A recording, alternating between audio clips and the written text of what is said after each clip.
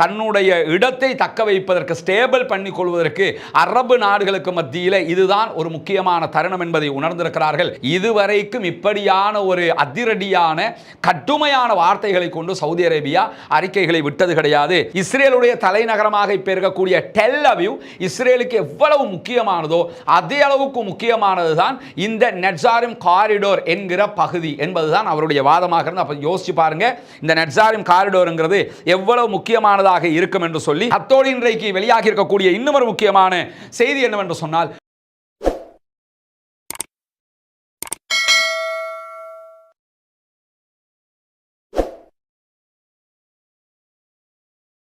அஸ்ஸலாமு அலைக்கும் வரஹ்மத்துல்லாஹி வபரகாத்துஹு. அன்பிற்கினிய சகோதர சகோதரிகளே, நம் அனைவர் மீதும் ஏக இறைவனுடைய அமைதியும் கருணையும் உண்டாகட்டுமாக என்கிற உயரிய பிரார்த்தனைகளோடு காசாவிலே சீஸ் ஃபயர் யுத்த நிறுத்தம் ஏற்பட்டு 22வது நாளாக என்னவெல்லாம் நடக்கிறது காசாவுக்குள் என்கிற செய்திகளையும் அதையொட்டி சர்வதேச மட்டத்திலே நடக்கக்கூடிய செய்திகளையும் தான் இன்றைக்கும் நாம் பார்க்க இருக்கிறோம்.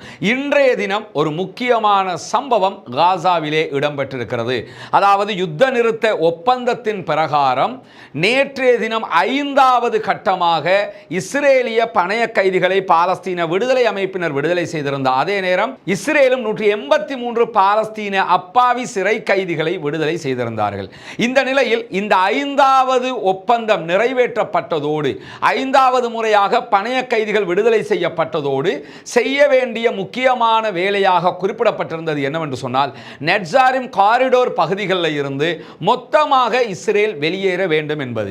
நெட்சாரிம் காரிடோர் என்றால் என்னங்கிறத நம்ம திரும்ப பார்ப்போம். ஏற்கனவே நம்ம சொல்லி இருக்கிறோம், நினைவுறுத்தலுக்காக மீண்டும் பார்க்க இருக்கிற அதே நேரத்தில் நெட்சாரிம் காரிடோர் பகுதிகளில் இருந்து இஸ்ரேல் வெளியேறுவது என்பது இஸ்ரேலுடைய 100% யுத்த தோல்வியை காட்டும் என்பதை இதற்கு முன்பதாக இஸ்ரேலுடைய எல்லா பாலிட்டிஷியனும் பேசிட்டாங்க. இஸ்ரேலுக்கு ஆதரவான பல பேரும் பேசிட்டாங்க. நீங்க அங்கிருந்து வெளியேறினீங்கன்னு சொன்னாலே நம்ம தோத்துட்டோம்னு அர்த்தம், எனவே வெளியேறிடாதீங்க என்று சொல்லிக்கிட்டே இருந்தாங்க. ஏன் சொல்லிக் கொண்டிருந்தாங்கன்னு சொன்னா, அந்த இடம் மிக முக்கியமான ஒரு இடமாக இருந்தது. இந்த புகைப்படத்தில் நீங்க பார்க்க முடியும், இதுதான் காசாவுடைய ஸ்ட்ரக்சராக இருக்கிறது. இந்த பகுதி தான் மொத்த காசா. இங்க நீங்க பாருங்க, நார்த் காசா இங்கே இருக்கிறது, காசா சிட்டி இந்த இடத்துல இருக்குது. இங்க நீங்க பார்த்தீங்கன்னா ரஃபா இருக்குது, கான் யூனுஸ் இருக்குது, தைர் அல் பலா இருக்குது. இந்த மூணுக்கும் இடையில் இருக்கக்கூடிய இந்த பகுதி பஃபர் ஜோன். இந்த ரெட் கலர்ல இருக்கக்கூடிய பகுதி தான் நாம் சொல்லக்கூடிய நெட்சாரிம் காரிடோர் என்கிற பகுதி. இந்த ரெட் கலருக்கு நடுவில் இருக்கக்கூடிய yellow கலர்ல இருக்கக்கூடிய பகுதிகள் எல்லாம் பார்த்தீங்கன்னா இது பஃபர் ஜோன் என்று சொல்லுவாங்க. இதுக்குள்ள இந்த காசா மக்கள் வரக்கூடாது, இஸ்ரேலும் போகக்கூடாது என்று இருக்கக்கூடிய பகுதிகள். இந்த பகுதிகளில் நடுவில் தான் பஃபர் ஜோனுக்குள்ள தான் இந்த நெட்சாரிம் காரிடோர் என்பது இருக்கிறது. இந்த பகுதியை விட்டு இன்றைக்கு கூட்டம் கூட்டமாக ஆயுதங்களை எடுத்துக்கொண்டு வெளியேறி கொண்டிருக்கிறது இஸ்ரேலிய ஆக்கிரமிப்பு படைப்பிரிவுகள். அல்ஹம்துலில்லாஹ், அல்லாஹ்வுக்கே புகழ் அனைத்தும். உண்மையிலேயே இந்த யுத்தத்தில் யார் ஜெயித்தார்கள் என்பதை வெளிப்படையாக காட்டுகிற ஒரு சம்பவமாக இந்த சம்பவம் மாறி இருக்கிறது என்றால் அது மிகைப்படுத்தல் அல்ல, யதார்த்தமான உண்மை என்பதை இந்த யுத்தத்தை கவனித்து வந்த அத்தனை பேரும் உணர்ந்து கொள்வார்கள். இந்த நிலையில தான் நெட்சாரிம் காரிடோர் என்பது என்ன? இந்த இடம் தான் வடக்குக்கு போறதா இருந்தாலும், தெற்குல இருந்து வடக்கு காசாக்கு போறதா இருந்தாலும் அல்லது வடக்கு காசாவில் இருந்து தெற்கு காசாவுக்கு வர்றதா இருந்தாலும் இந்த இடத்தை தாண்டித்தான் போக வேண்டும். எனவே இது முக்கியமான இடம். இந்த இடத்துல தான் அவங்க வெப்பன் சப்ளை பண்ணி கொண்டிருந்தாங்க. இந்த யுத்தத்தில் முழுவதுமாக இந்த இடத்துல தான் இஸ்ரேலுடைய ஆயுத களஞ்சிய சாலை இருந்தது. இங்க இருந்து தான் இந்த பக்கத்துக்கும் வெப்பன் சப்ளை பண்ணுவாங்க, இந்த பகுதிக்கும் வெப்பன் சப்ளை பண்ணுவாங்க. மொத்தமாக ஆயுதங்களை குவித்து வைத்திருந்த ஒரு இடமாக இருந்தது. இந்த இடத்தை பிடித்துக் கொள்வதற்குத்தான் அவர்கள் யுத்தத்தினுடைய பெரும் பகுதியையே செலவிட்டார்கள். இந்த பகுதி எப்படியாவது கையில் எடுத்துடணும்னு.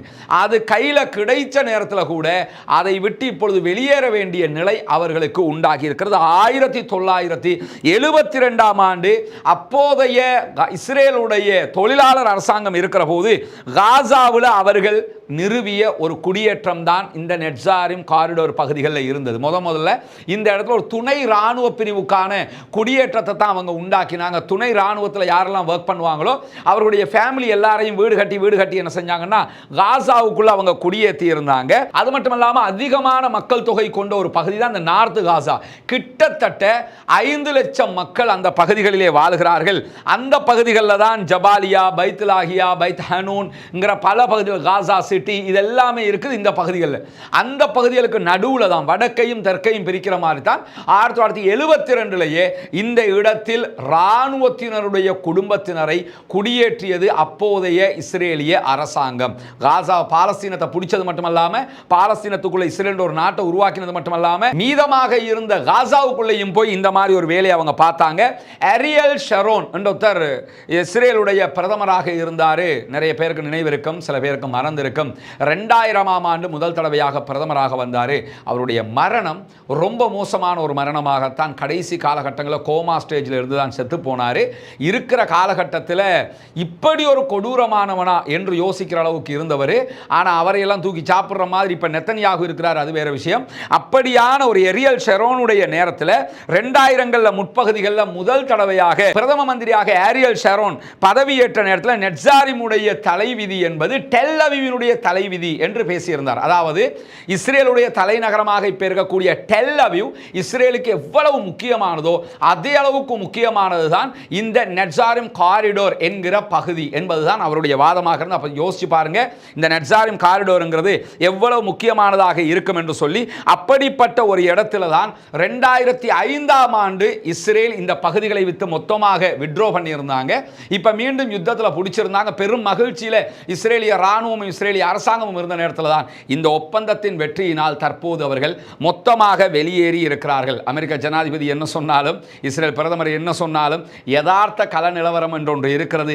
அதன்படிதான் இதெல்லாம் நடக்கும் என்பதை அவர்கள் ஒப்புக்கொள்ள வேண்டும். அந்த அடிப்படையில் நாங்கள் காசாவையே கைப்பற்ற போகிறோம் மொத்தமாக என்று சொல்லிக் கொண்டிருக்கக்கூடிய ஒரு நேரத்தில் இருக்கிற நெட்சாரிம் காரிடோர் பகுதிகளிலிருந்து மொத்த இராணுவமே இன்றைக்கு வெளியேறி இருக்கிறார்கள். இது தொடர்பாக இன்றைக்கு தன்னுடைய கருத்தை வெளியிட்டிருக்கக்கூடிய பாலஸ்தீன விடுதலை அமைப்பு என்ன சொல்றாங்கன்னு சொன்னா, இது பாலஸ்தீனத்திலே இஸ்ரேல் மொத்தமான தோல்வியை அடைந்திருக்கிறார்கள் என்பதற்கு நேரடியான ஆதாரம் என்று அவர்கள் சுட்டிக்காட்டியிருக்கிறார்கள்.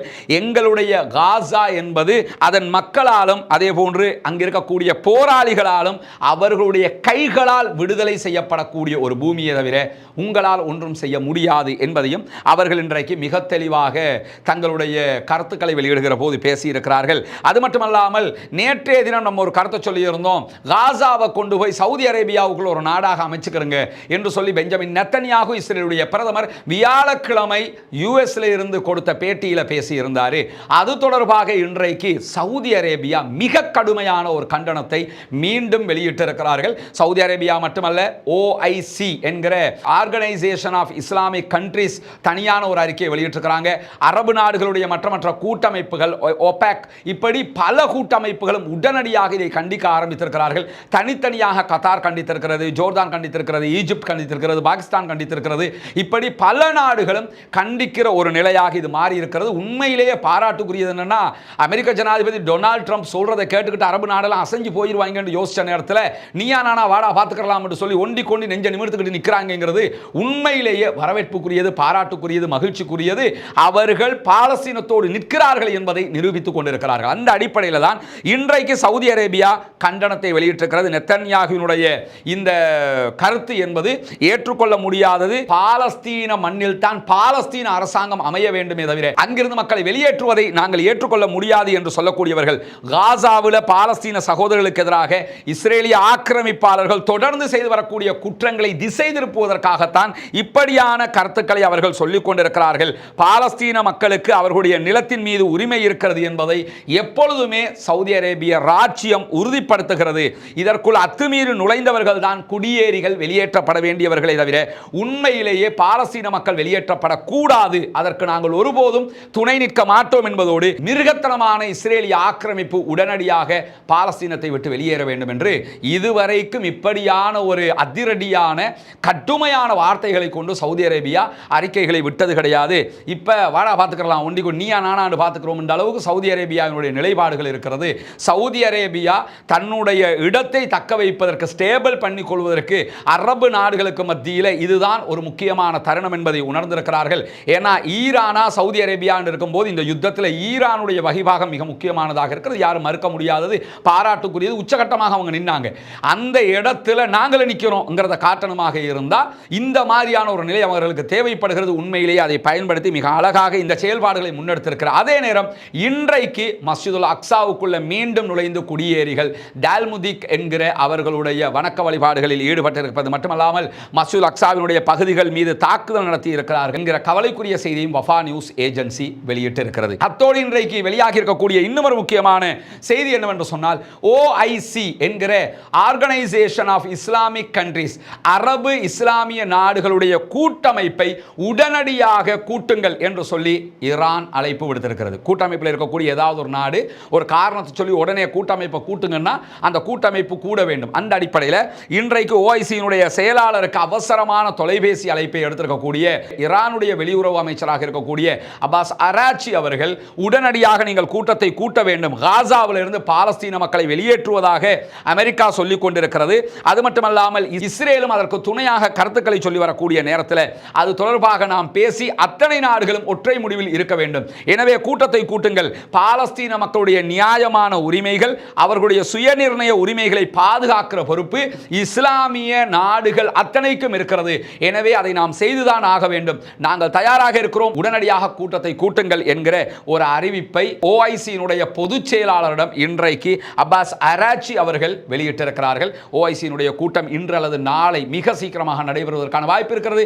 அப்படி நடக்கும்போது அரபு நாடுகள் திடகாத்திரமான ஒரு தைரியமான முடிவை எடுப்பதற்கான வாய்ப்புகள் இருக்கிறது. பொறுத்திருந்து பார்ப்போம் என்னவெல்லாம் நடக்கிறது என்பதை. அது மட்டுமல்லாமல் இன்றைக்கு வெளியாகி இருக்கக்கூடிய இன்னும் ஒரு ஸ்பெஷல் நியூஸ் என்னன்னு கேட்டால், டைம்ஸ் ஆஃப் இஸ்ரேல் என்கிற இஸ்ரேலுடைய பத்திரிகையினுடைய மிக முக்கியமான பத்திரிகை. நம்ம ஜசீராவை பார்க்குற மாதிரி அவங்க அந்த நாட்டுக்குள்ளே பார்ப்பாங்க அந்த பத்திரிகையை. அந்த பத்திரிகையினுடைய இணையதளத்தை இன்றைக்கு பாலஸ்தீன ஆதரவு ஹேக்கர்கள் குழு முடக்கி இருக்கிறது. இப்போ அவங்க திரும்ப மீள எடுத்திருக்கிறாங்க. ஆனால் சற்று நேரம் முடக்கி வச்சிருந்தாங்க. முடக்கி வைத்தவங்க என்ன செஞ்சிருந்தாங்கன்னு கேட்டால், அதில் ஒரு முக்கியமான செய்தியை போட்டிருந்தாங்க. பாலஸ்தீனத்தை அபகரித்த நீங்கள் நிம்மதியாக வாழ்வதாக நினைக்கிறீர்களா அப்படின்னு சொல்லி கேட்டுட்டு என்ன சொல்லியிருந்தாங்கன்னா, நாங்கள் எல்லா இடத்திலும் இருக்கிறோம், பாலஸ்தீன மக்கள் நாங்கள் காசாவுக்குள்ள மட்டும்தான் இருக்கிறோம்னு நினைச்சுக்கிறாதீங்க, எல்லா இடத்திலும் இருக்கிறோம், நீங்கள் எங்களை பார்க்க முடியாது, இன்னும் பேசுவதற்கு நிறைய விஷயங்கள் இருக்கிறது, நாங்கள் எல்லா இடத்துலையும் இருக்கிறோம், நீங்கள் எங்களை பார்க்க இயலாது, நிறைய பேசுறதுக்கு நமக்குள்ள இருக்குது, கொஞ்சம் நஞ்சம் அல்ல அப்படின்னு சொல்லிட்டு ஃப்ரீ பாலஸ்டைன் என்று சொல்லி பாலஸ்தீனம் விடுதலை பெற வேண்டும் என்கிற அந்த கருத்துப்பட உள்ள வாசகத்தை போட்டு அந்த செய்தி அவங்க முடிச்சது மட்டுமல்லாமல் அந்த செய்திக்கு கீழே அரபு மொழியில் அல்லாஹ் அக்பர் அல்லாஹ் அக்பர் அல்லாஹ் அக்பர்னு மீண்டும் மீண்டும் அந்த வாசகங்கள் வந்து கொண்டிருந்ததையும் பார்க்க முடிந்தது. இப்படியான ஒரு முக்கியமான ஒரு காரியத்தையும் இன்றைக்கு பாலஸ்தீன ஹேக்கர்கள் செய்திருக்கிறார். ஆல்ரெடி நமக்கு தெரியும், இவங்க இஸ்ரேலுடைய தொலைக்காட்சிகளை ஹேக் பண்ணியிருந்தாங்க இந்த யுத்தத்தினுடைய ஆரம்பத்திலேயே.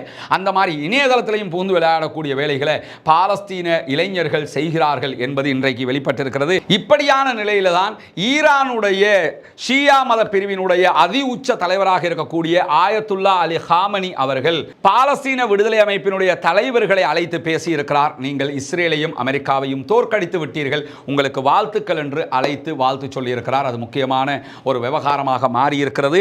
பொறுத்திருந்து பார்ப்போம் என்னவெல்லாம் நடக்கிறது என்பதை. ஆயத்துல்லா அலி ஹாமனி அவர்கள் வெளியிட்டிருக்கக்கூடிய இன்னும் சில முக்கியமான தகவல்களும் இருக்கிறது. அடுத்தடுத்து அவைகளையும் நாம் பார்க்க இருக்கிற அதே நேரம் இன்றைக்கு வெளியாக இருக்கக்கூடிய தகவல்களாக இவைதான் பதிவு செய்யப்பட்டிருக்கிறது. வல்ல ரஹ்மான் நம்முடைய எண்ணங்களை ஏற்றுக்கொள்ள வேண்டும், பாலஸ்தீன மக்கள் வெற்றி பெற வேண்டும், பாலஸ்தீன மக்கள் சுதந்திரம் அடைய வேண்டும், பாலஸ்தீன மக்கள் நம்மை போன்று நிம்மதியானவர்களாக வாழ வேண்டும் என்கிற உயரிய பிரார்த்தனைகளோடு முடித்துக் கொள்கிறேன். வாஹர் தஅவானா அல்ஹம்துலில்லாஹி ரப்பில் ஆலமீன்.